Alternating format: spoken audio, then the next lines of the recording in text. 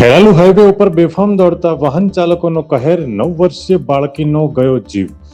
ખેરાલુ સતલાસણા હાઈવેનું નવીનીકરણ કરવામાં આવતા દિવસ રાત બેફામ વાહનો દોડી રહ્યા છે અને અકસ્માતો સર્જી રહ્યા છે।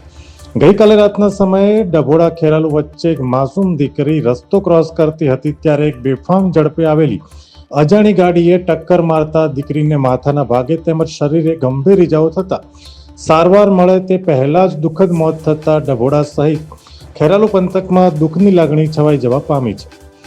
જાગૃતિબેન ભૂપતજી ઠાકોર નામની 9 વર્ષની બાળકી રસ્તો ક્રોસ કરવા જતા ગાડીએ ટક્કર મારી હતી અને ગાડીનો ચાલક નાસી છૂટ્યો હતો। આસપાસથી મોટી સંખ્યામાં લોકો દોડી આવ્યા હતા પણ કમનસીબે દીકરીને બચાવી શકાઈ ન હતી।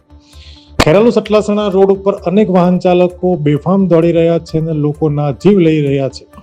ઓવરલોડ ડમ્ફરો પણ દિવસ રાત બેફામ દોડતા હોય છે। તંત્રને રજૂઆત કરેલી હોવા છતાં આંખ આડા કાન કરવામાં આવી રહ્યા છે।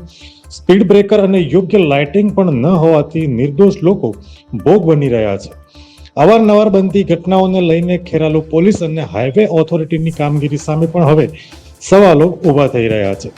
ખેરાલુ પોલીસ આવા બેફામ દોડતા વાહન ચાલકો સામે કાયદાનો દંડો ઉઠાવશે કે કેમ એ એક મોટો સવાલ બની ગયો છે। Bureau report, Kheralu.